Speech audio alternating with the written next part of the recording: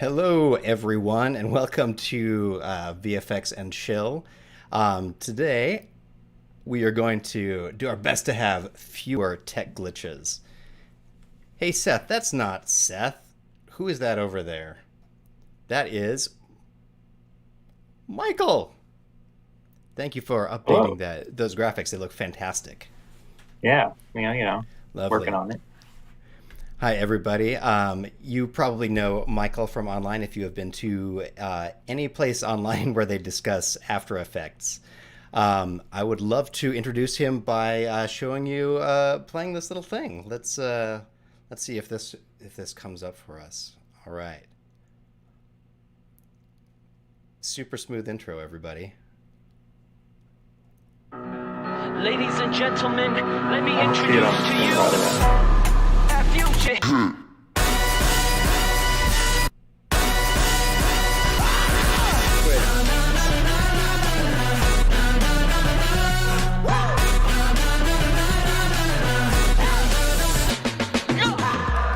Y'all please Yeah, I hold the can't see it on the applause screen yet, like anything. to the end of the ceremony. Let's go. That future hit. Are you ready? Do you believe in magic? Here it's automatic. La da, ooh. That future. That future. That future. That future. That's wild. Yeah, Hashi, the stream has not started yet. It's not started, huh? No, so we can do the whole. It says on my end that we're live. Well, it still says waiting on Red Giant Waiting on Red Giant. on YouTube. Yeah, and the chatter there. Let's see. Hello. If you're out there, can you see us? Oh, there it goes. Yeah, we're good. Hey.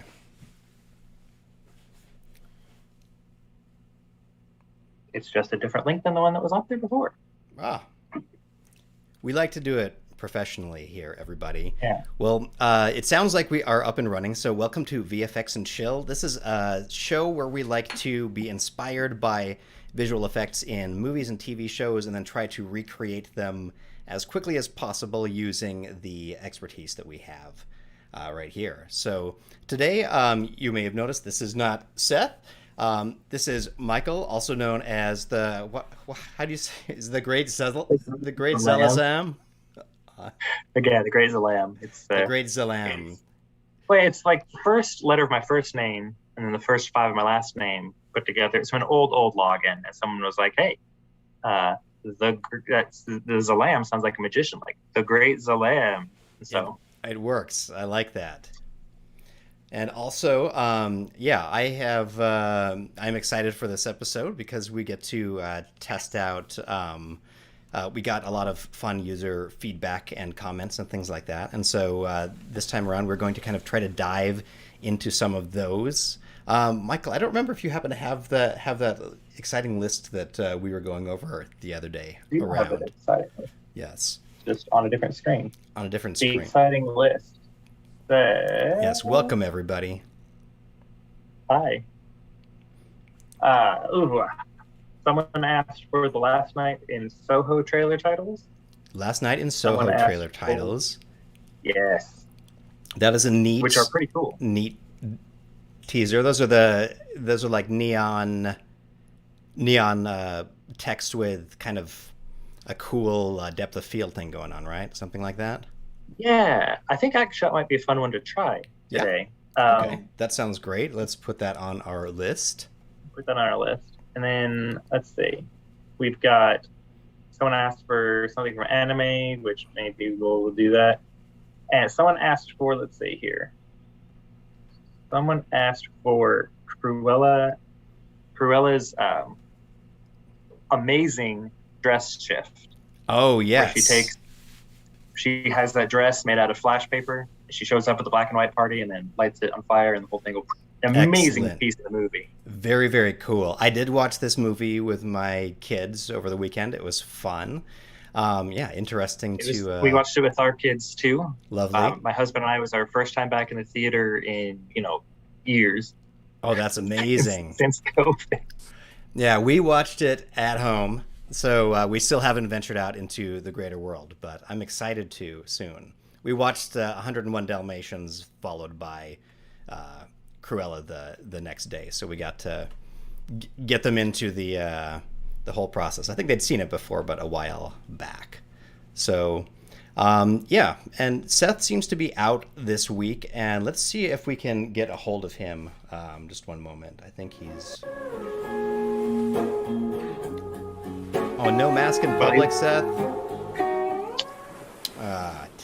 Tisk. Okay. Seems to be enjoying himself, though. He does. It looks like he's doing all right. Yeah, hopefully that all goes great for him. Anyway, so we got a cool list of suggestions here, and always feel free in the chat or in the comments below to write down suggestions. We do comb through all of them to try to put together a show. So,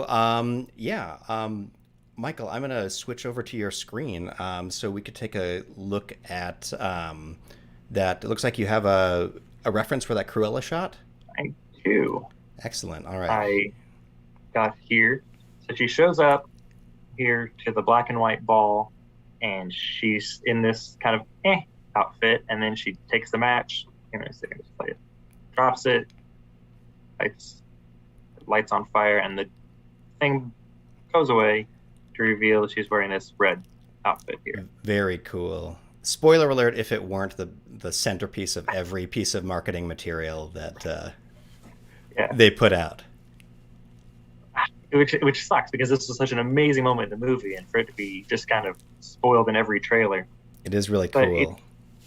It's when you're watching it live, it's awesome, but when you slow it down and look at it, it's not that complicated. The camera's moving, but she's not, except for her hand right here.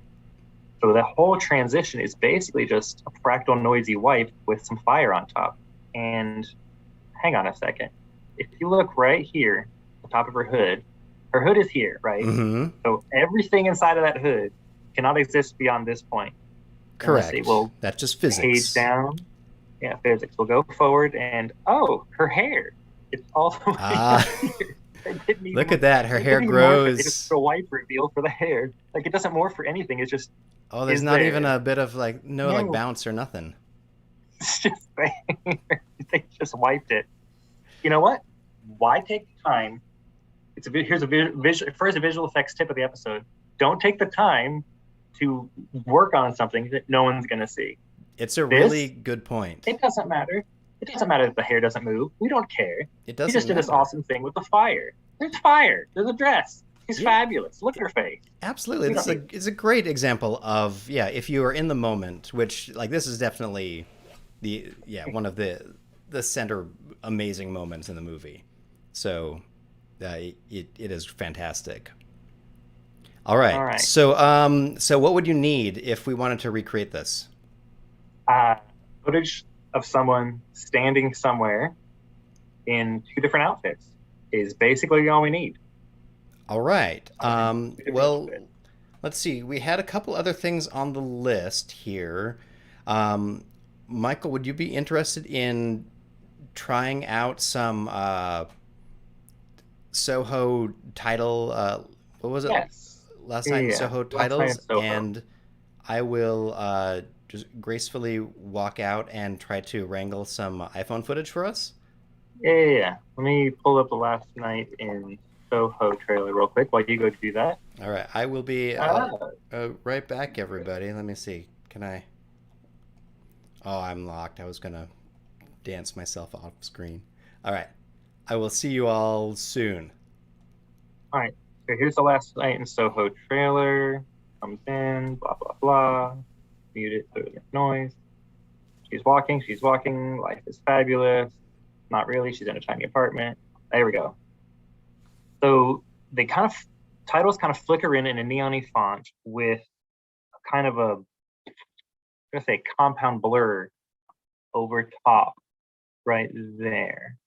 So if we start off with some neon type.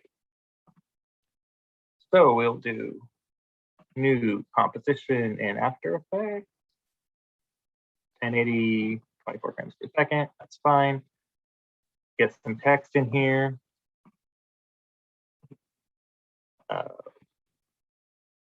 Last, it's all caps, last night. And let's go nice full resolution, why not? Or at least auto. Auto is a good way to go. If you, there's no reason to have full resolution when my screen is, you know, only showing half of it. And let's see, we need a good last night in Soho font. So let's see, make it bigger. Not 300. There we go.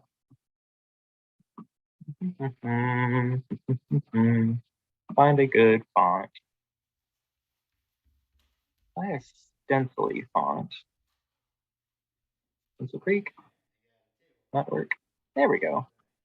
Even rounded and everything. So that'll actually look quite neon-y just by itself without me having to round it. I was all planning to show you how to round stuff in Median, but I don't need to. Let's see. Let's do a nice red color on this font here. My screens are all over the place. I had to switch my computer to 1920 for the stream instead of the normal 4K it's on. So my little menu screens are every which way.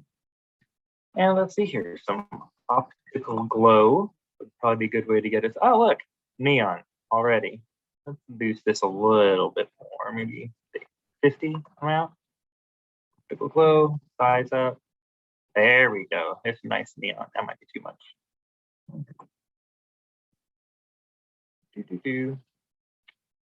So basically, that's your quick step to neon font. But we need to do that compound blur to it. So let us do a compound blur. There's a couple different ways we could do that. Let's first do some solid with Fractal Noise, the best plugin that there is for After Effects, in my opinion, of course. Let's see, it was pretty crunched. So it would be like that in the trailer. There wasn't a lot of fall off. It was like patchy. Yes, question, yes, no, patchy.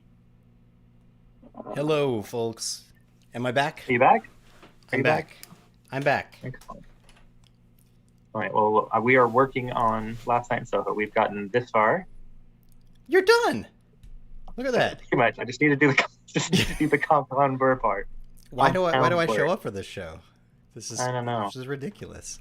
Okay, so it looks like you're making a compound blur map for us. Yeah. I am. You know what? I'm going to name my layers because that's the right thing to do. Fractal noise. And then we don't need to see it. Here's my question. Should we just throw on compound blur here and pick fractal noise layer with its effects and masks? Or, I mean, that's pretty much what they did. Yes. So yeah. That's pretty much it. Yeah, for that. You've probably been over it all, but yes, yeah, compound blur is really fun because you can make an uneven blur just based on the luma values. Yeah. So you right, can get I didn't actually explain it because that would make sense for a good host person to do. So if you'll see where it's black and where it's white, it's determining where the blurs are going to be. That is even, yeah. That's amazing. There you go, folks. Love it. That's really all there is to it. You'd want to animate the compound or the fractal noise sum. It animates in the trailer, so you kind of want to have your evolution going a bit here to like evolve some and adjust your fractal map to do whatever. And now to get the flickering on, After Effects handily includes animation presets, and I believe one of them is pretty flickery on-y. Let's see here. Oh, wow. Text, animate in, flicker in. Anyway, I don't dive enough into the animation presets here. I think since for years. Yeah. But like amazing. Blue Flash, Broadway, flicker exposure. That guy. There you go. You just basically animate that. Love it. Yeah. Look So at that. we're just Okay. So, very simple to do, but very well designed. Which yes. a lot of good design is that. It's not complicated. It's just well thought out. Mm-hmm. Yeah, you can definitely overthink it. Another pro tip. So, so Michael, if you check our shared Dropbox, let me see if I can switch over to my screen. If you all would be able to see this, we have some footage. It's some remarkable footage here of. Let's see. Am I sharing my screen? No, I'm sharing something. Some weird compressed version of it. Wait. I guess my video isn't refreshing on in my After Effects shared window, so maybe let me close that up and let switch back to you, Michael. Were you able to pull these up? Forwarded. All right. Yep. Okay, so she's making a major. She's walking into her black and white ball in Cruella, and revealing that she's in a red dress. The classic, in your face faux pas of fashion. So, right. I did not have a red dress handy, but I did feel that a faux pas moment would be great to do. So, nice so hood. Thank you. That's just pretty much exactly what she's wearing. That is a tablecloth and a laundry bag. Oh, it's I think amazing. they look Looks just very like her dress. good. See, it's flawless. So this is Flawless. me showing up to Star Wars Celebration. I really like how easy this is going to be to cut out because it's got white on white. Yes, I decided to make it as fun for you as possible. I am attending Star Wars Celebration dressed as Luke from The Force Awakens, but I will then lightsaber away my robe to reveal that if you open up that last clip there, the medium, jump into the medium B there, and you can see that I am secretly arriving in in my Star Trek shirt. Oh, that's amazing. Throwing up the live long and prosper sign. Yeah, gang signs always good. Absolutely. Option. Okay. So I'm gonna name this one Last Night. Oh, I absolutely. get confused. All right, let's see. All right. In the trailer, a reference up here.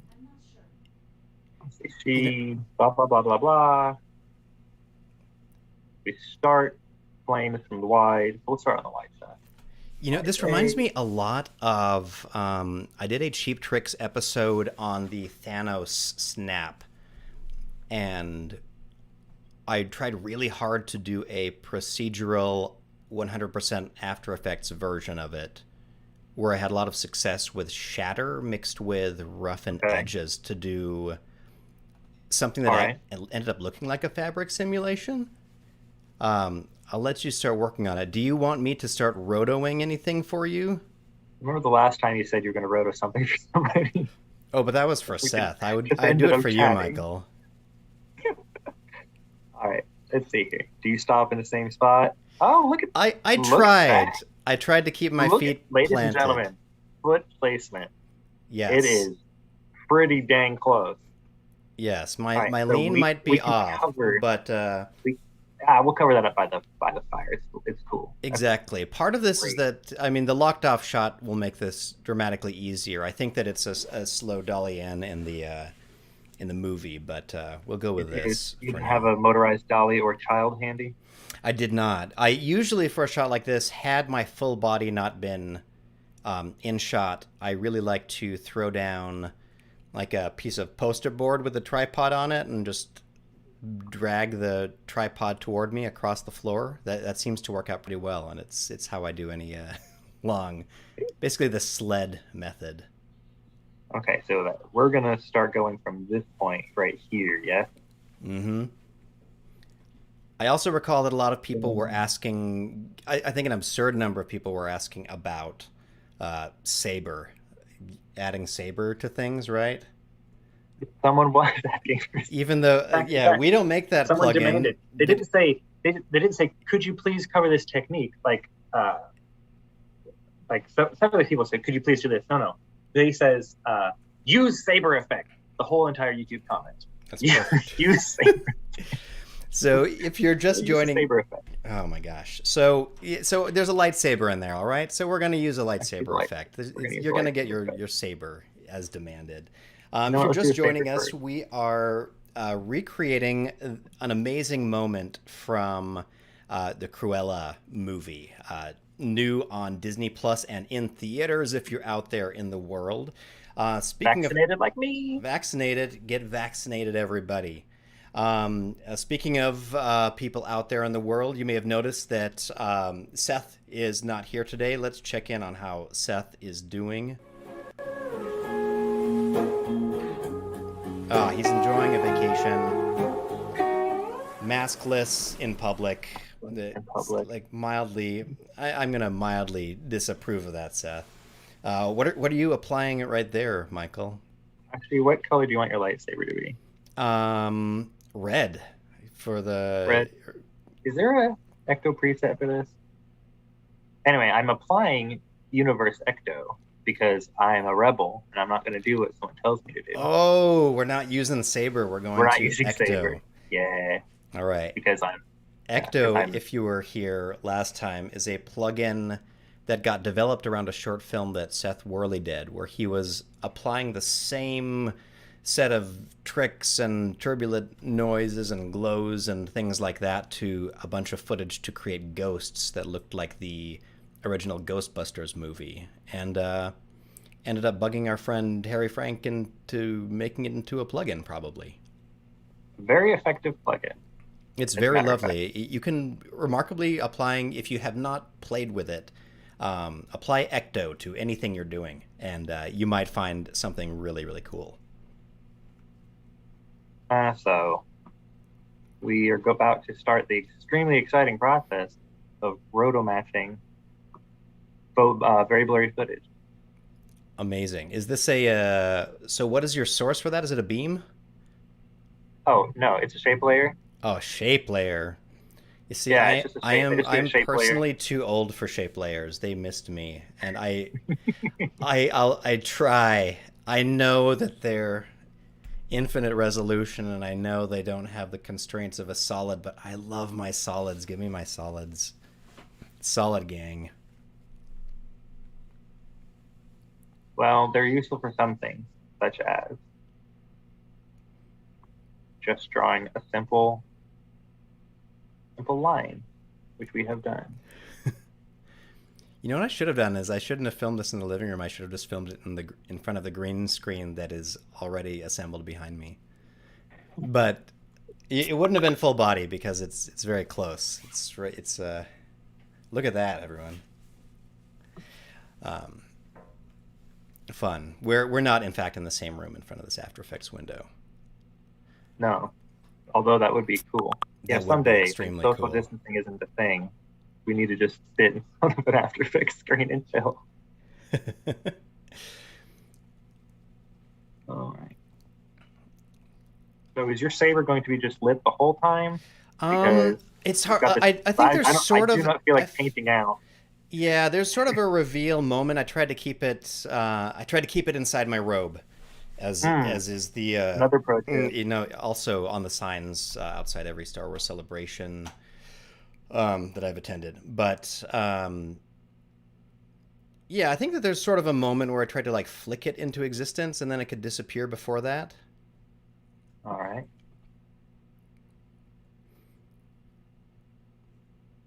I mean, we might end up using Saber. It'd be very easy to copy and paste this onto a layer with Saber. But absolutely. And also, Old Man Stu Mashowitz is also aching for us to use Beam instead of this newfangled shape layer, math calculated. Well, shape. It'd be a little trickier to use Beam, but with the new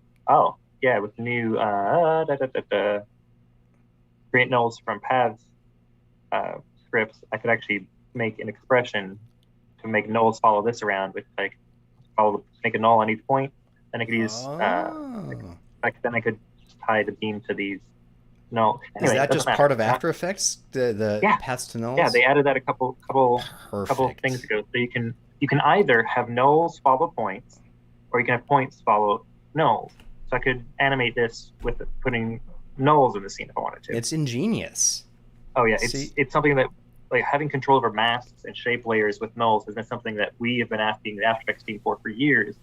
And I guess about the time they started with subscription, I noticed the updates to After Effects started being more about stuff that we've been asking for years, and less like flashy stuff that nobody asked for just to make it into marketing. Like, I've noticed in a bit of that CS6 too, which I dig.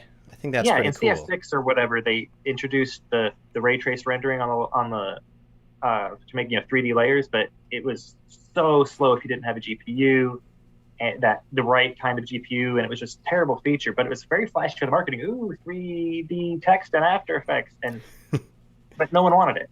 It was just there for marketing. But then when subscription came around, they don't have to get new people to buy because we're just subscribed. They just have to keep us subscribed. So their focus right now is on stuff that we actually need on a day-to-day, such as this script that lets you control masks with nulls. It's awesome. That and stuff like you noticed in the last night in Soho, I didn't have to pre-comp this fractal noise layer in order for it to work to drive the compound blur. They recently added this feature here where you pick a layer and then you can pick it with its masks and effects. That is such a lifesaver. I really love that. And they just added it, fairly recently, but it saves so much time pre-comping. So I think your lightsaber is gone at this point. Nice. So playing in the background here, this is the full clip of my exciting performance. And an exciting performance it is. Yes. I feel it's pretty amazingly dead on for You know what I'm gonna do? So I just tried to keep my feet planted, throw the lightsaber across the room. It did totally bust open and all the batteries went everywhere. But I'm sure you'll be able to explain still to your kind kids of- why the toy's broken later. yes. All right. Back here. So yeah, so how's the lightsaber coming along? You're almost So we've got rotoed comes through out, does its thing. Oh, I have not made it long enough. Sorry, Hashi, your lightsaber that. We'll leave that one right. longer than We'll leave it. All right. that. You know what? I got a better idea, I think, on how to make it glow. I think I'm going to use Supercomp. Oh, Because that's a because fun then- idea. Yeah, because then I can make it come out lit from behind your robe easier. Oh yes, Supercomp has the ability to see the layers behind it, and which means that you can have a glowing object come out behind something, but then glow in front of it using the optical glow engine, which is really delightful. Yeah. Yes. In fact, I'm going to go back a couple more frames, I think, with this layer, because that way we can have it kind of... There we go. So that'll be behind your robe. So we need a copy of the robe to go in front. Robe cover. We just need to... I'm going to make a rough mask on it because we only need it for a couple of frames to hide the lightsaber. Perfect. And I am legit going to try to do roto in the background, but it depends a lot on whether or not I can properly share my screen. From what I can tell, I can see my screen and the image in the window, but After Effects is not passing it along to my Streamlabs, which is sad. So After Effects, capture method, do everything. Moving this mask to follow the shape of your robe as it feels. Here's a pro roto tip. Don't roto what you don't need. See how I'm not rotoing all of the robe? I'm just rotoing this one part where it's covering up the important thing. That's very good. I have a Okay. lot of like half rotoed faces and heads and hands that are just in the path of something. All right, I'm going to switch over maybe to showing you guys what I am working on. guys and gals. And let's see. So I'm in. I've got this first piece of footage, and I've jumped into my Roto Brush tool. And let's see. Where did you go, Roto Brush? I've just added you. Okay, so I'm in my layer. I like this preview mode. What was that? The default preview mode.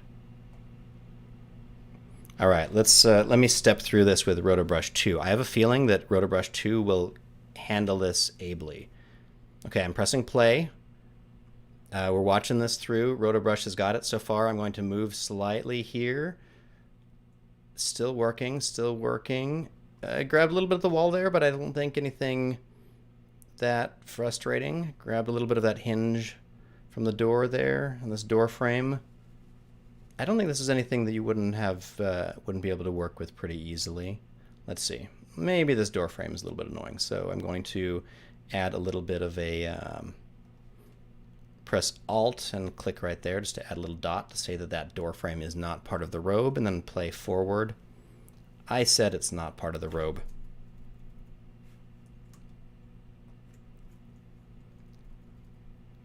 Michael, you let me know when I can switch back to you if you want to, if you're showing something exciting. I'm just following the rest of your lightsaber. Excellent. Live roto and roto tracking, everybody. I mean, it's intense. I mean, I'd rather watch someone else do it than do it myself. So maybe that's true for our audience as well. That's true. All right, let's see. How's everyone doing? All right, welcome everybody. We are, if you're just joining us, recreating an amazing reveal transition costume fire effect from the latest Cruella movie. Cruella is the prequel and backstory to the story behind the legendary dog coat craving lunatic. I don't know. I think she's just misunderstood. You can watch the movie for yourself. No spoilers here. No aside spoilers from this here. Shot that was in every trailer. All right. Okay, we've got this one done. I'm going to freeze the Roto Brush right here. And honestly, this close-up one, I was just trying to sort of hold still because I think I'm really just we'd probably just grab a still frame of it, right? Mm-hmm. So, that's what they did. Yeah. So in the movie, I'm pretty sure. So now you have 240 still frames within a very short number of minutes, to be honest. We have, I'm going to switch over to show everyone, Michael is working on your lightsaber. A lightsaber. Not part of the thing. So this is so Michael is working on trying to add lightsaber. I last minute decided to add one more effect to this whole thing. Why not? Why not? So let's see. Jumping back over to my screen here. All right, we're still freezing. We need action music for the freezing. Oh my, the freeze we do need that. Dialogue pop-up isn't showing because of the window capture things. This should be my new profile picture for everything, is a suggestion. Amazing. Thank you all for joining for the Roto Show. Oh, I see Todd Vaziri down there. Todd is a huge fan of rotoing. Oh, yay, Todd. Hey, I'm going to restart my After Effects real quick because Supercomp window is not understanding that I changed resolutions for the stream. Oh, yes. It's always fun to work in an After Effects window that is scaled down to a size that you're not used to working in. Scaled up. It's huge because it's ready for it was set for the 4K screen. And I don't need it that big. Compositing in a submarine. All right. Let's see. What's the weirdest work setup you've ever had, Michael? Weirdest? Like physical space that you've ever had to work in. Well, I mean, my full-time job for the past 12 years, I was doing training and support for a unit in the military. And so not only did that come with some very tight NDAs, but when I wasn't doing Cinema 4D and After Effects and Premiere Pro stuff, I was out shooting. So I've been on boats at the middle of the ocean at 3 o'clock in the morning. I've been jumping on and off helicopters. I've been around explosions and gunfire. So, you know. You see, you haven't been in a stressful compositing environment until you've jumped off of a helicopter onto a boat being fired at or something, I think. So stop complaining about... Stop complaining. You whiner. All right. I've added the robe cover, the shape layer, and the background in general here. Excellent. So let's see that. Supercomp. Lovely. Yeah, we talk about Supercomp a lot in the videos and tutorials on our channel, so hopefully you're all familiar with it, but it's basically a mini compositing environment where all the layers are aware of each other in a way that allows glows and diffusion and color wraps to all work really nicely without having to build your own like separate pre-comp just to create a background that light wraps properly. One of my favorite things. It's so fun. I use it on everything. Let's see, Ruby Blade. There we go. There's a nice preset for your store here. Lovely. In the background here, I am rotoing myself from the medium shot now. All right.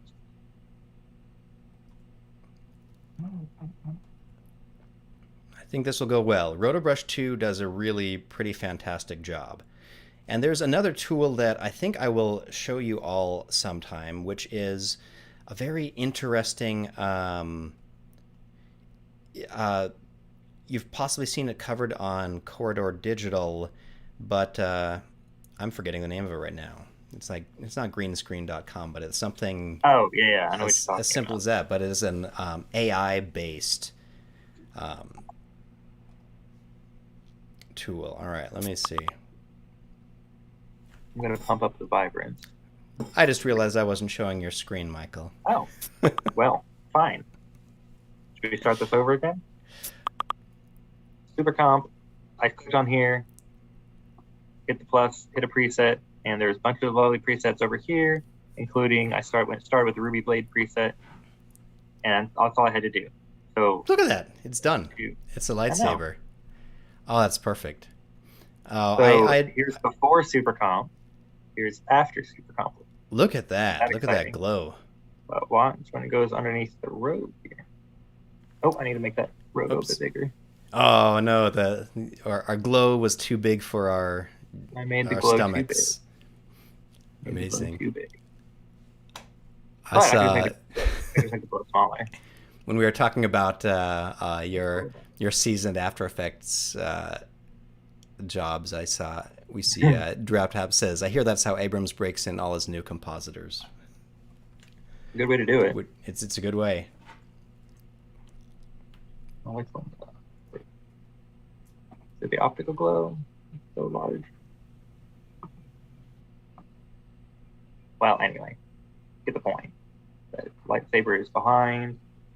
It is glowing around it, and then it glows more in front of it. The glow wraps nicely around the edge. Even though it's a terrible edge, probably need to work on that mask some.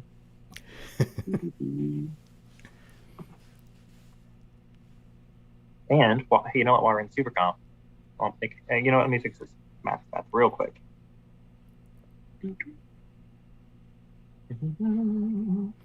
All right, I am actually rotoing shots for you on the other screen.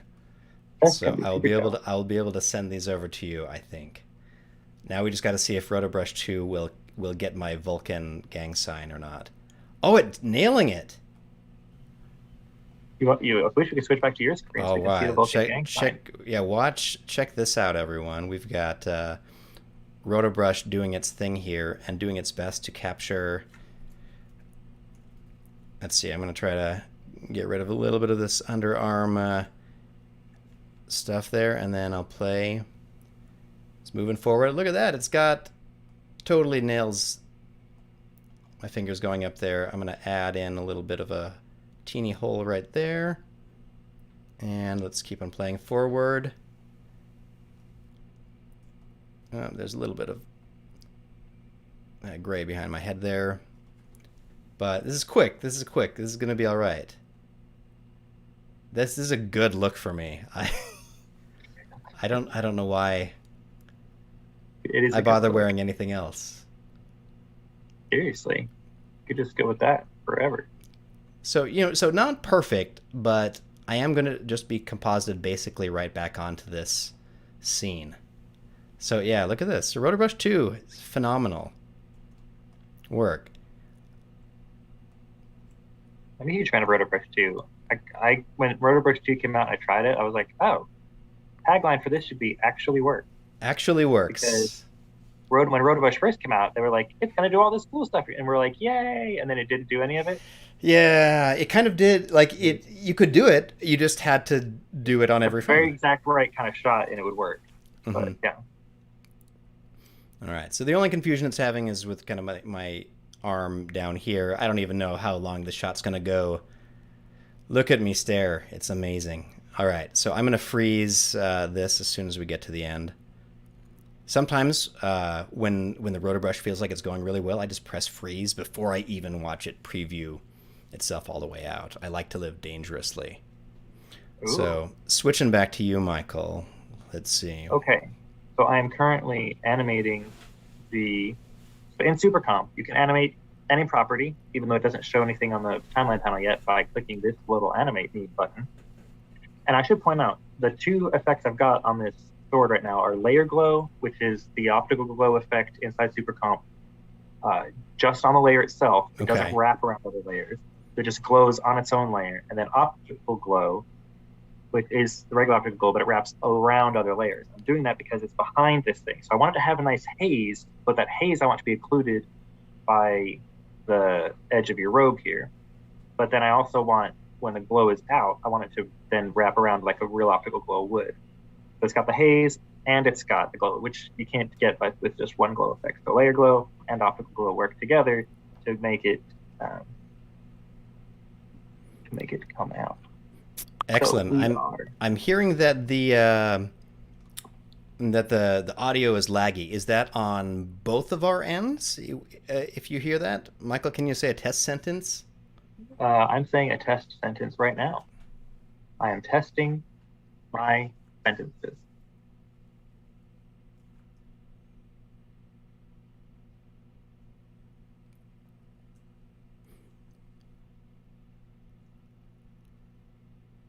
All right, so no opacity.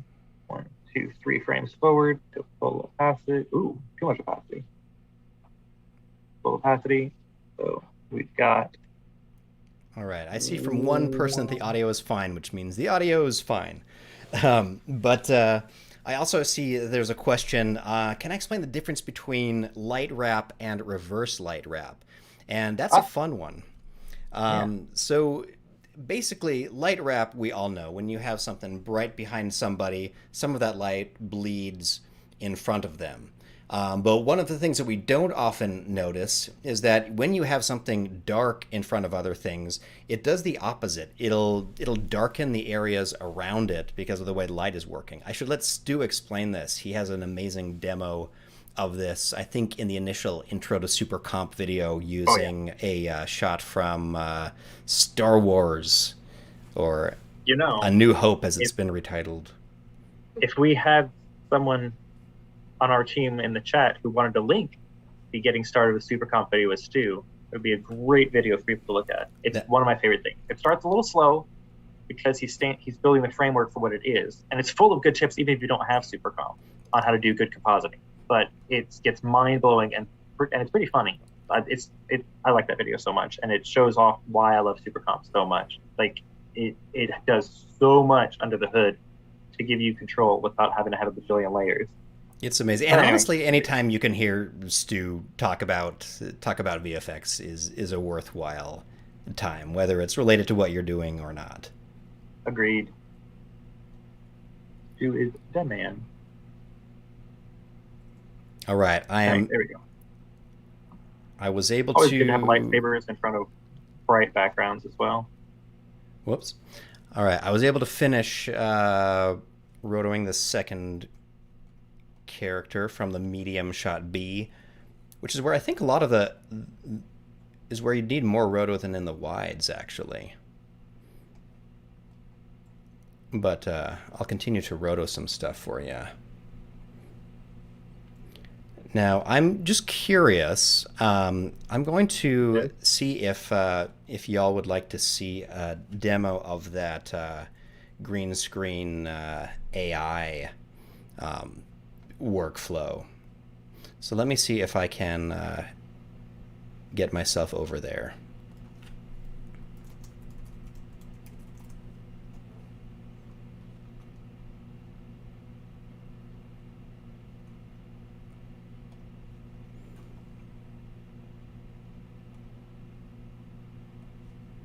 All right, so what is this? So Runway ML is where I'm headed.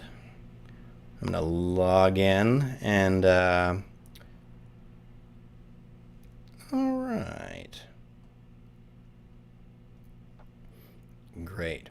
I'm gonna try to share some of my screen here for a minute if this works. All right, I'm going to show a very teeny version of this interface.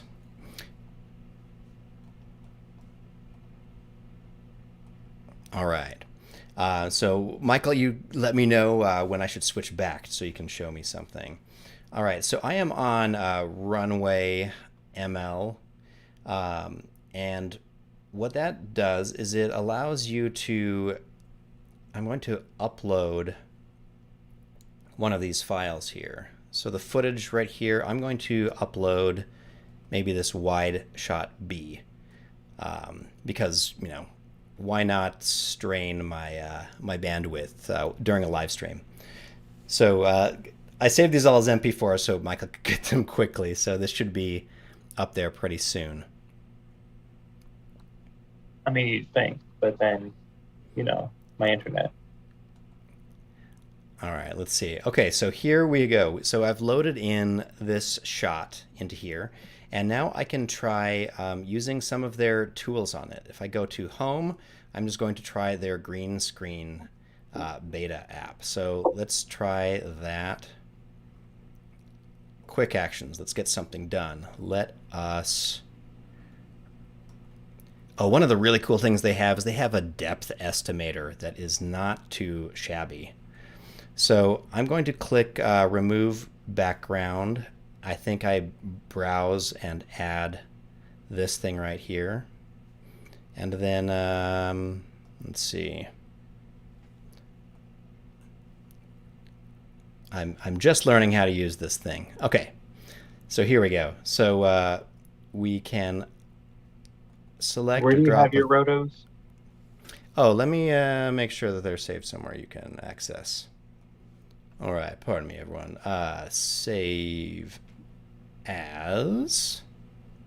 Oh, I'll put them in that same footage folder. Sorry, I was one directory outside.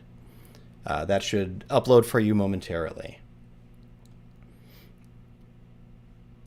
Thank you. No problem. All right, I'm going to add this piece of footage right here. Just drag it right into here. It's loading the video. So now it's sort of loaded it all in on the website, and supposedly, let's zoom in a little bit so this is a little bit more exciting for you all. Or maybe just to 100. Nope. Okay. So and now it says, just sort of like Roto Brush 2, there's an include and there's an exclude button. So I'm going to click include, and I'm going to click on me, the person, right in the middle of my chest there. It's going to think for a second, and it has guessed that I am a person. Like that's its guess. It's a good guess. And now I can say, like, preview that. Think about it. So it tracks the mask through, and look at this. It's done now. So there's that. And now I don't have a pro account, but I can export this, and I can export it with a green color. So yeah, you can see like that. It's basically like a really straightforward Roto Brush quality export, but all I've got to do is export that and then I'll save it. So yeah, that becomes a file right here within my After Effects window. And I've been using this to try out some other things. For example, I uploaded this cool video of my daughter hitting this cool wall of foam blocks and said, "Can you estimate depth from that?" And it gave me this, which was pretty cool. So look at that. That is an AI-generated depth mat. And it's got some temporal issues. There's a lot of flickering, but I actually found out that dragging this into After Effects and applying a series of like temporally smoothed auto contrast and things like that, you could get a pretty decent result for this. So it's something we should definitely jump into and explore one of these times. So Michael, you were able to get into the that rotoed bit. I did. Oh, just swapping in some footage. There we go. Yeah, Exciting. I'm swapping in with the with these ProRes versions, because I find ProRes works much better in AE than MP4s. Yeah, MP4s can get very confused about what frame they are on. Yeah. Well, the reason for that, I mean, there's a good reason for that. So the way MP4 compression works is that it fakes you out. It's a lot of fakey frames.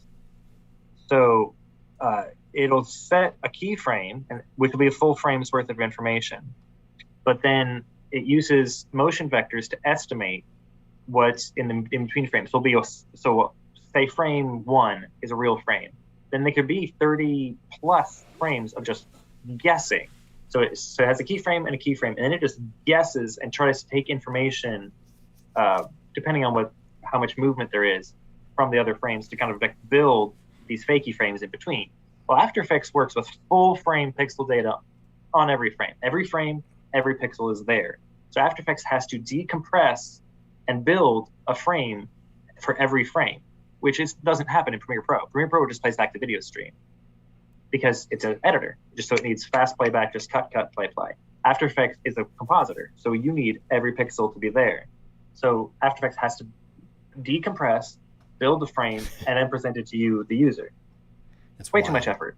So grab something like DUME from the guys who make Duic, or even use Adobe Media Encoder and make a ProRes. It works on Windows now. You can do ProRes natively on Windows, and make ProRes is my preferred codec for intermediate stuff. It's has all the data on every frame all the time, so After Effects doesn't have to do any work to just provide me the thing. That sounds perfect for it. Yeah, it's way easier. There's the roto. Ta-da!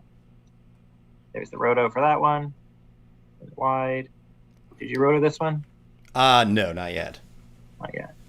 So let me see. I don't know if I should use. How about with the time remaining? The shot starts wide and then it cuts in to the medium. Yes, I was going to suggest that with the time we have remaining, that we should just try to do this medium shot. Yeah. Yeah. Let's go for it. Then. All right, so medium A. We will pull that out. I'm going to duplicate it. Medium A. Yeah, that's wide A. I need medium A. Lovely. Duplicate it because I don't want to mess with your roto work. Let's bring it out here, and we'll call it close shot. Excellent. So what is your strategy? Your strategy is a fractal transition of some sort? Transition of some sort, yes. That is my plan. Excellent. So let's get the regular footage back behind you. Regular footage, and view, because we need the background from something. You know what? I'm going to use the background from. Oh yeah, you know what? I probably have a still of the actual background because I ran out of frame at the end of it there, but I think I clipped it off when I sent it to you. So let me see if I can get you a background plate. Always shoot a background plate, folks. Always shoot a background plate. We have extra tall Hashi here. Ha! I didn't shoot a background plate.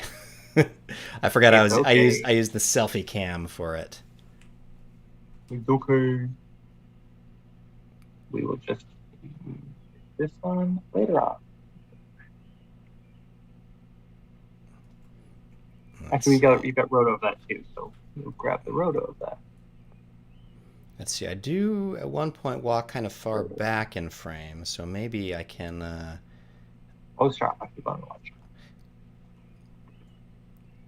Here, I'm going to cobble a background matte for you and then send it over. We may not need it. May not need it. All right. But in case we do, it would be helpful to have. Now the thing is, we want to fractal away the robe and not the Hashi. Okay. So how are we going to do that? I'm thinking. I feel like we could just grab a still of it, like right there, cut out my face, try to like basically make a hood overlay. Because then we need to cut to this face. So basically, we need to put this face underneath. Yeah, exactly. Face. So I think that if we turned that robe into a still, then you can just just mask out a little bit of the head. We're just gonna try to get your. How are you taller in one shot than the other? I vary in height throughout the day. It runs on my father's side of the family. Hey, you know what? Her hair was taller in the second shot too, so it's fine. That's true. My face can just shift on up. It works. All right. Okay. She said make a still of this frame. That's not a bad idea. And we'll call this one Roto. And we'll hide it. Still robe. And I'm going to make a mark on this layer. Layer. I need to add a marker without keyboard shortcut. Numpad. Well, I don't have a numpad. So robe. Layer. Time. Freeze frame. All right. While you get out your face. All right, we got the face mask. Here we go. Let me think about this for a second. I wonder if Dract would work because your face is in darkness. My face is in darkness, everybody. Wrong way. I always go the wrong way on that every time. Don't know why. It's like the resize in Photoshop, holding down Shift. That's not bad. I do love using an extract as a quick way to cut out something when I can. We'll just do it the right way. All right.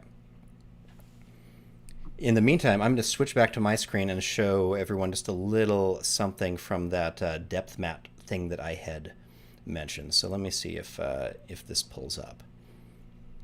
Okay, so here on screen, I believe I am sharing this. The depth map that I got back from the website was a small resolution because I'm not willing to pay for the subscription just yet. But I feel like this might be an inevitable thing. Yeah. Yeah. So I took that and then I ended up applying. Let's see. I shortened it.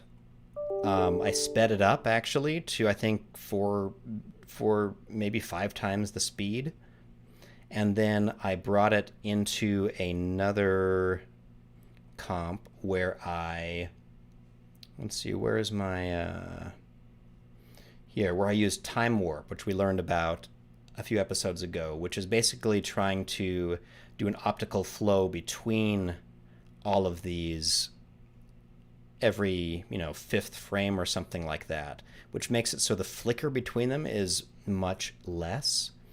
And then one of the other things I believe that I may have already done in a pre-comp was applying under color correction. It looks like my menus don't show up. I forgot. So auto contrast right here. Auto contrast has a temporal smoothing. And so if I turned that up to the full length of the clip, I think, and what that did is it tried to make it so throughout the clip there were sort of consistent black to white values. It didn't eliminate some of the harsher flickering, but I do believe that the time warp did help with a lot of it. And let me see if I can show you sort of an example of once you do have this in here as a depth matte, why you would have something like that. So you could place something like, you know, a stock piece of footage like this in front of something, but then utilize a, let me turn this back on here. You can use that as an inverted Luma matte for an object like this. So let me try to play this back, hopefully without the sound. And time warp is doing a is actively trying every frame. Let me just turn this to half for a moment. All right, so the time warp effect basically is only taking every 5th frame, which eliminates flicker. Auto contrast is trying to keep the flicker somewhat consistent throughout. And now I'm using it as an inverted Luma matte on top of this piece of footage with this stock dust cloud thing. As you can see, as this steps through, you really get a cool idea that the things in the foreground, including her, are... oh, I don't know what happened there. I lost my depth matte. So you can see what that's trying to do, which is pretty cool. All right, Michael, I'm switching back to you because I want to see what's going on. Okay. All right, I see a... All right, it looks like there's some fiery fractal noise going on here. There is. I'm using Roughen Edges in spiky mode and a linear wipe on this. Look at that, here. linear wipe doing its thing. So my plan is to use this as a wipe. Here's my way to get rid of the noise of the edge without a lot of fussing around. I'm just going to transform effect it up while I animate this Roughen Edges. Ah, clever. Time. Thank you. I've always wanted, a solution for the edges in Roughen Edges. The edges, Roughen Edge. I mean, you can keyframe the border down to like, 0, and then up as it comes in from the edge or whatever as needed. But I am just doing that for this right now because we're animating the whole thing anyway. So it's going to be there animating, looking all fiery, while this edge wipes up, while this moves up, is my plan. Nice. I'm going to be using that as basically a map for a track map for the rope. Excellent. Would you recommend using any stock elements if you were doing something like this? Depends on the shot. Like this shot, I mean, in the show, I think they used a bunch of small fire pieces, like quick flare fire alarms. They may have actually burned flash paper to get it on a black background, and then I think they used that as part of a particle system, and they attached those actual shots of fire to the particles of cloth in their cloth sim. Is I think how they did it. Man, I remember. It's also possible that they would have used, if they would have been using Houdini for the cloth sim, they might have just used Houdini to add fire onto the top of the cloth sim too. Who knows? We're not them. No, I miss the days where you could go just buy flash paper at the at a hobby magic store. Maybe you can, but maybe magic stores are not a thing anymore. Well, they should be. Yes. So I'm using this as a wipe the robe here. That looks lovely. So our robe, thank you.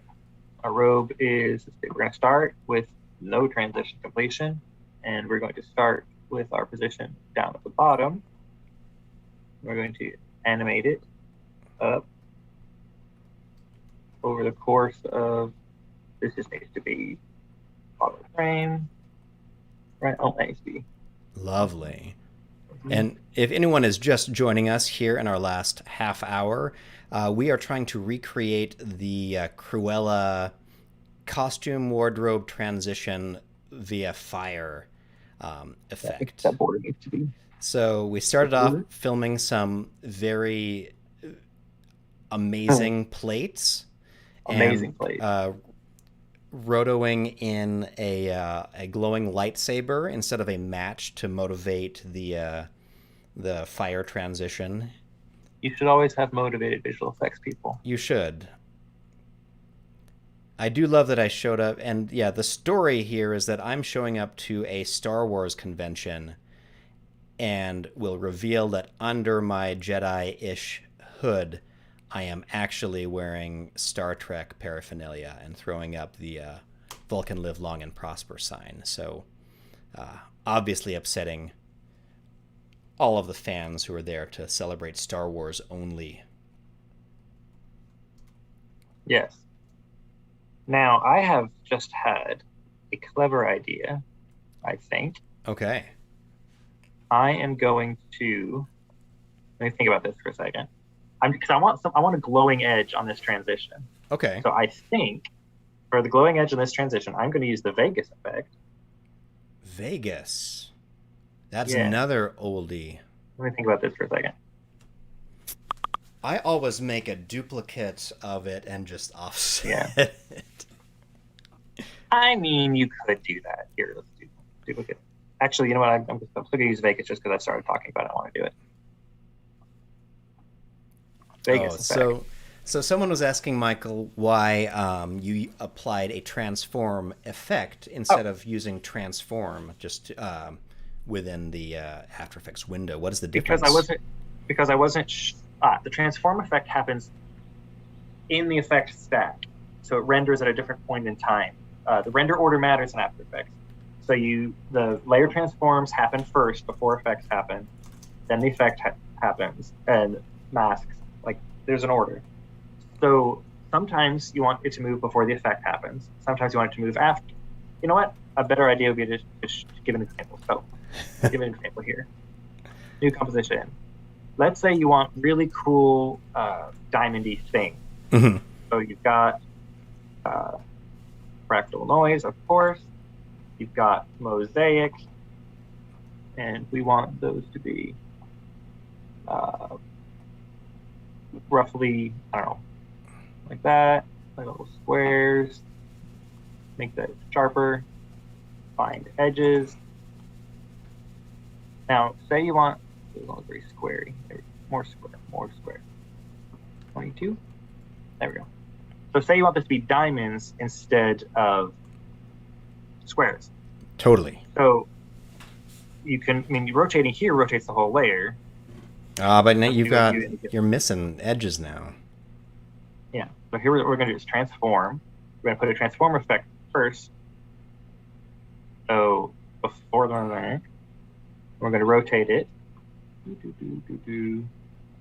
And then we're going to do another transform effect after the mosaic. And we're going to rotate it the other way, minus 33. And gets you diamondy things. Look at that. So hopefully that answers your question. Transform is really handy when you don't want to be messing with keyframes and things like that, or getting something off center or out of frame especially, but you do want to adjust something for an offset or something consistent like that. It gives you a bajillion times to use the position, scale, rotation. It gives you other things like skew and stuff that you can use out inside of your effect stack, as here. And here, let's invert this and do what I almost always do and add optical glow. Look at that. And we'll colorize it a lovely. Ooh. Yeah. Neato bonito. Anyway, amazing. That's that. I'm going to save that comp as diamond in the fractal. Diamond in the fractal. That's what the thing they were looking for in Aladdin. Mm-hmm. Anyway, Vegas. Vegas. Okay, so Vegas will add. You're using Vegas to add a glowing edge to this shape. Yeah, that's my thought. So let me hide that, hide that, hide that. So Vegas is a very useful effect because it adds lines onto image contours or masks. So it's like a stroke based on the image, or you can base it on a mask. The input layer varies, but we're using the same layer. The channel we want is alpha. Now it starts Ooh, off look at that. terrible. And we want to, because what it's doing, you can't really see because of fractal noise, but it's got 32 different segments. We just want the one segment probably. And you know what? We can do multiple segments. It's fine. Multiple segments is fine. That's looking good. I like that glowy outline. I got 2 Vegases. I need 1 Vegas. We only need 1 Vegas. Stop I trying, Branson. I already applied it when I got distracted by the other thing. And then, let's see, set match to be the robe layer. That's the effect. There we go. Now we'll set it to 3. All right. Oh, wow. Look what's happening there. Yeah. Well, let's make this more fiery orange color. And, well, let's make this thicker. Let's see it better. Let's go redder.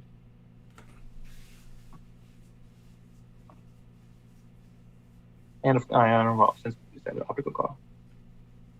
And we want an alpha channel. So, unmult. Whoa. There we go. Look what we're getting. Look at that. Procedural little fire. Procedural fire, all contained within like the layer.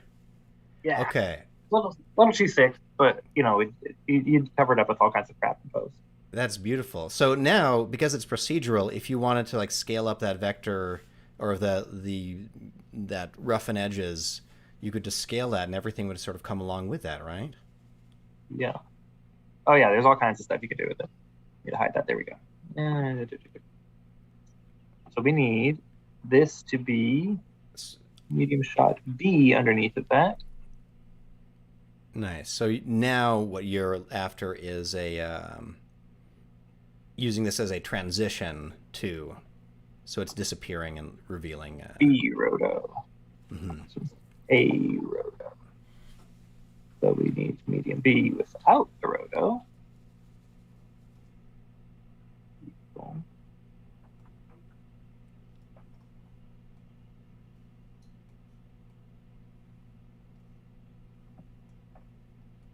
Did I move that down? I did.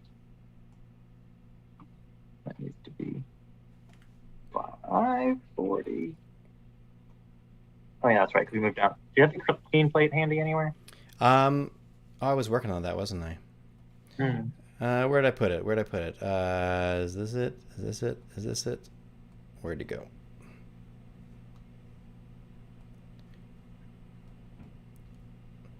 Well, anyway, you can see the basic startings of the effect here. Yes. Look at that. That looks great. Thank you. I'm enjoying this. You know what? Hang on. I still think I don't need the background plate. I think I can make this work. Yeah. I am going off the background plate. I know it. I'm just gonna need it. So I'm just gonna need it. Sad but true. All right. Okay. The suggested video swimmer means that we are at the 15-minute mark. We got 15 more minutes to do some exciting things. Here, let's do that shatter. So we've got the cloth burning, but now we need to make it shattering away. You know what? I have an idea for that. If you don't mind, let me see if I can. Let me see if I can pull that up. All right. Go for it. Okay. Do I have an After Effects window? Yeah. Okay. So if I have After Effects, so this obviously is not going to be married with Michael's shot right now. So, but I do have some of the similar elements. I have that rotoed robe we have, and my shot right here. And yes, lovely. So I remember when we were doing the Infinity War kind of effect, I really liked using the shatter effect to basically demolish something. So the way Shatter works is it loads in and it shows this wireframe preview, which is actually really handy. I'm going to move my shattering force down to the bottom of frame like this, and I'm going to keyframe its radius to be small at the beginning, like that. So let's see, I'll move that keyframe over here, and then over time, maybe over about this many seconds, 4 seconds, the radius will grow to have shattered my whole robe like that. Now the default shape in the shatter effect are these bricks.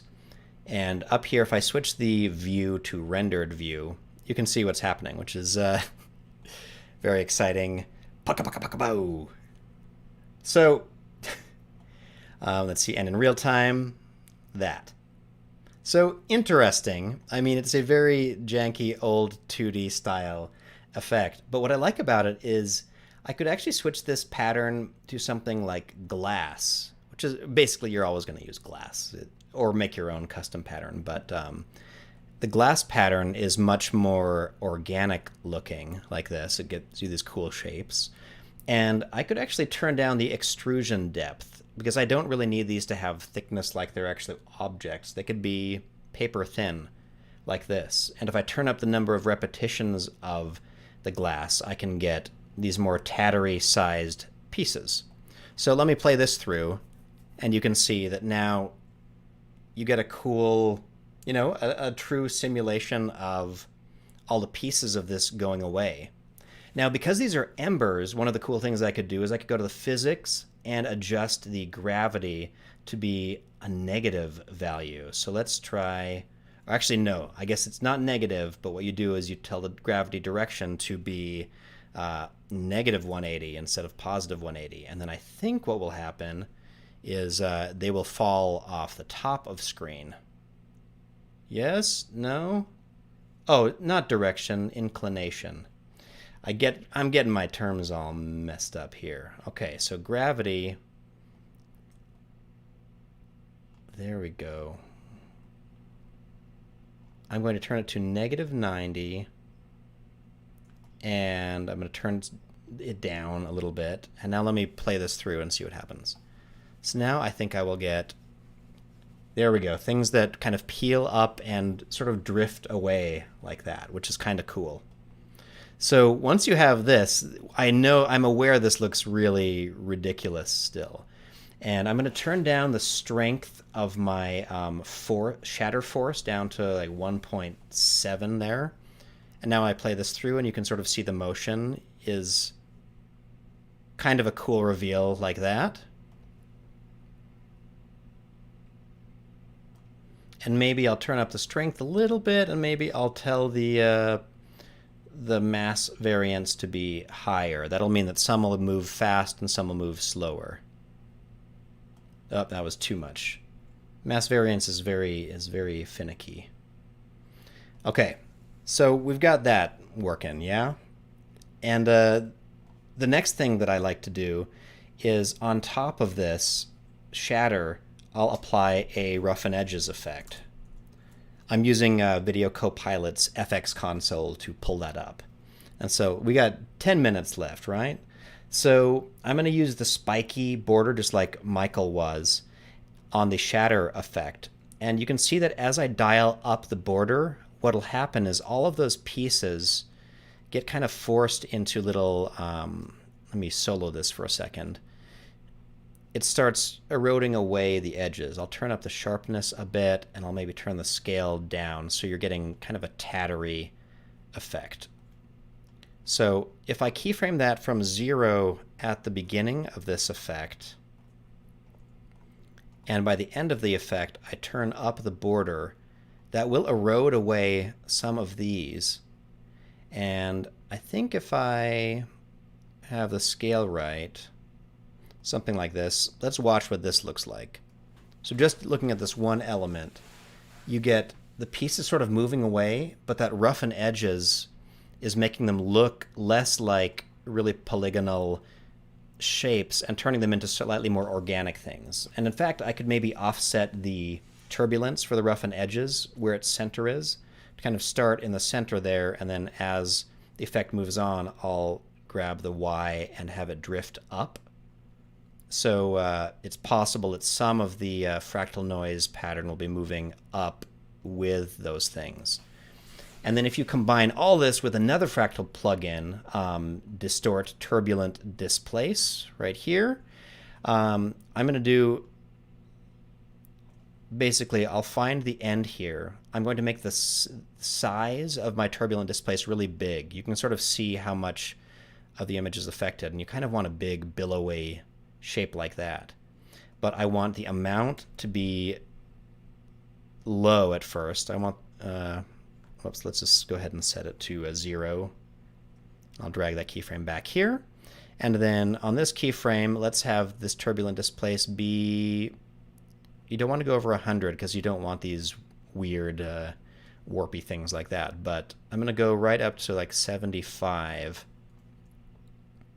And I'll move that here, and I'll also turn the complexity up a little bit, just so the shapes are a little bit wilder, and I'll also add an alt evolution keyframe here that says like time times, I don't know, 120. Let's see what that looks like.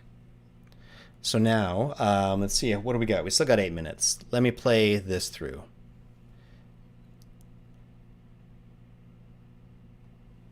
So interesting, not a completely photoreal thing, but something that does feel a little bit more like cloth getting displaced. I didn't realize how silly it would look to have the robe beginning to displace early on before we got to the end here, so I'm going to keyframe up the Turbulent Displace later. I'm going to F9, turn these all into soft keyframes, and turn the amount of the displacement up later.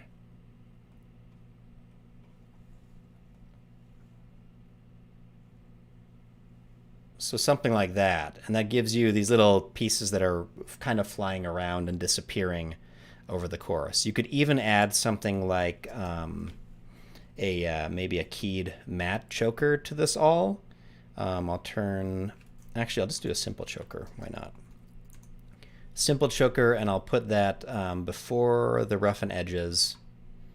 I'll have the matte not choked at all at the beginning, setting a keyframe for 0, and then toward the end here, I'll dial that up until they basically disappear. So maybe around here. Back on my shatter effect, I'm going to look at how fast they are spinning. Their rotational speed is 0.2. Let's try 0.5 and see if that makes them more exciting. All right, play. And that gives you a few little like shatters of cloth that kind of move away. And then on top of that all, you could even do something like add some tint. So over the course of time, I'm just going to grab there we go. Let's turn the tint amount to 100 there and 0 at the beginning. And in fact, I don't want them to start dimming until around here. So I'll play that through. It shatters. It gets tinted darker. Maybe I'll have it get darker sooner.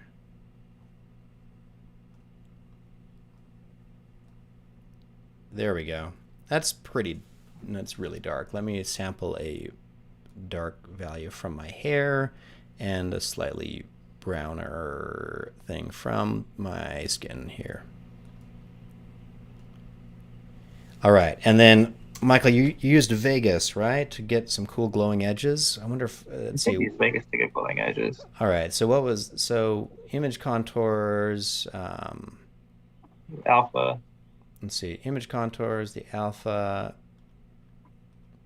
input layer, yourself with your, can you? All right, not the source. I want the effects and masks. Do I need to pre-comp this? What? If I'm using the image contours in Vegas, should I pre-comp my shatter effect? You may need to.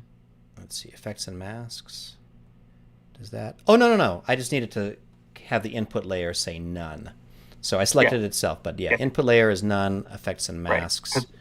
Input layer none means it's going to take it after the effects stack. If you say an input layer, it will look at a layer. Good point. And so I'm going to switch it from the intensity to the alpha, so it's truly the edges there. And then, yeah, right here, look at that. I had completely thrown out Vegas from the bag of tricks, so I am happy that you have brought it back into our lives, Michael. I'm a big fan of Vegas. Not the city. I mean, no offense, but we're going to isolate that audio if we could do that, engineers there. All right. No, so Vegas has some great restaurants. All right. And, of course, NAB show. NAB show. That is worth it there. Okay, so I'm going to say the width, I'll keyframe that maybe over time. So let's keyframe the width of that burning edge down to 0 or whatever the lowest it is. And let's play back this little preview of this bit. There we go. Some semi-clothy sim looking things. All right, Michael, I'm gonna try to isolate this one shot thing and send it your way. Okay. Dependency, reduce project, just to this one thing. Okay, and save as Shattery. Okay, I think. Oh, I saved that into my daughter's After Effects folder. Not to where you can see it. Let's see. Footage. Shattery. Okay, so that'll appear for you in a little bit. And then I'd love to switch back over to see what you are up to here. So yes. Let's go back over to Michael's screen. I know that interface. Yes. I am working on doing some cloudy bits. No, I'm working on doing, let me hide this one. I've got like the ashy pieces of the cloth that's coming up sweet. And fiery. So I'm just working on seeing if I can make this be a bit more like a little fiery ember kind of thing. Oh, that's a great idea. So you have a primary system that are some probably cloudlet particles or smokelet particles. Yeah. They look like little ash or ember. And size of our light base going down, by the way. There we go. And then from that, you're using them as for the emitter type here. They're emitting from the parents. Oh, look at that! Sparks emitting from them. So it's not just layering up a bunch of stock footage so it hopefully works. These are literally procedural sparks that will fall off of the actual bits. Oh, that's really cool. Yeah, it's working. It's working. This is so wonderful. We're very close on time here, but we will finish up our composite, putting all of these elements together to share with you all on social. You're all welcome to stick around. I'll keep the stream going because I want to see where Michael ends up with this. I'm just thinking right now. Thinking. And Harry Frank, if you didn't hear it, a shout out to thank you for all your amazing tutorials. Yes, we love Harry Frank's tutorials. There we go. Look at those. Yeah. Holy carp. So I should say, let me hide that for a second. Our primary system is using the new and updated wind system. The fast physics section has this thing called drift, which is just like the old wind system used to be, which sucked compared to how good this new wind system is. So it's actually more physically based and more organic, and it pushes it up, and you can use things like air turbulence, and it actually moves the actual position of the particles. The old fast, which now in the fast physics section, if you need that old behavior, would kind of like more like a displacer in After Effects, where we just kind of move the position of a particle, but as soon as you took the force away, it would snap back to its position because it was just the force was pushing it. But in this case, it pushes it. It just kind of pushes it and lets it go. These particles are actually moving. So they're actually out there. You could key it down afterward, and they won't come back for some reason. You key the effect, the air turbulence down, so they'll just kind of like whoop, and then they'll just keep floating in the direction they were pushed by the force. Oh, With that's the force lovely. pushing them instead of a displacement. It's hard to explain. It's yes, better. but yeah, it just Particular keeps getting better and better and better. And like, look at these. Yeah. That is remarkable looking. But then you'd probably want to add something after to give it a bit more something, like perhaps. Oh, I don't know. What do you think? Amazing. So, yeah. Vector blur, maybe. Yeah, vector blur always organics up some stuff. So, yeah, just to generally, I know we'll wind down since we're at time here, but we started today doing some titles from, why am I forgetting the name now? What were the titles from, Michael? Cruella. Last Night in Soho. Yes. New Edgar Wright joint. And I love Edgar Wright stuff. So we were using, Michael found an appropriate font and added some beautiful neon looking glow and created a custom compound blur for that. Very straightforward, but a phenomenal result for having very few pieces that go into it. And then after that, we are doing a shot recreation from Cruella using some live action plates shot on iPhone. And we are Dropbox both working together to try to get through both rotowing figures out of these and also figuring out ways to use fractal noise or roughen edges as a way to make a linear wipe much more exciting. And then combining that with some particles in After Effects. Look at these particles. That is phenomenal.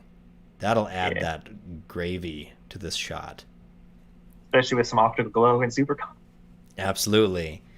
All right, everybody. Speaking of optical glow and Supercomp, yes. The 3D motion show is next week, where artists will show you cool workflows in Cinema 4D and some Red Giant stuff. I believe Harry Frank and I will both be on there for a brief bit, showing off some new things that Red Giant's been working on, and I will be breaking down a scene that I used optical glow everywhere on. It's pretty cool. Excellent. So tune in next Wednesday on the Max on VFX YouTube channel.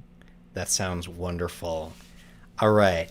Thank you, everyone, so much for joining us. This was a lot of fun. Stay tuned. We'll post our result both under this video as a link and also anywhere you can see us on social. So appreciate it. Really had a lot of fun with you joining me today, Michael. Thank you so much. Your knowledge is invaluable. And just so everybody knows, Michael is always present for the shows, just invisible in the background. So whenever we suddenly say something that was brilliant because we recognized or remembered a long lost effect, Michael is whispering in our ear through all that. So much appreciation for all you do, Michael. And if you want to find me on the internet, I am on Twitter and Instagram as TheGreatSzalam. My Twitter is mostly me sharing stuff about After Effects and Cinema 4D. So if you want little tips on that stuff that you're not getting from the Red Giant channel, come find me. Absolutely. And also, the last before we go, we are going to throw I'll throw a link into the. Can I throw a link into the chat? For our VFX and Chill mug. If you would like to join us for coffee with a VFX and Chill mug, we have an exciting one available right now. Check it out. Look, there you are. So you could enjoy this right now. Join us for coffee every Friday morning at 10. Thank you so much, and we will see you all next week when, in theory, Seth will return if he has survived the beach and not been eaten by a shark. Take care, everybody. Bye.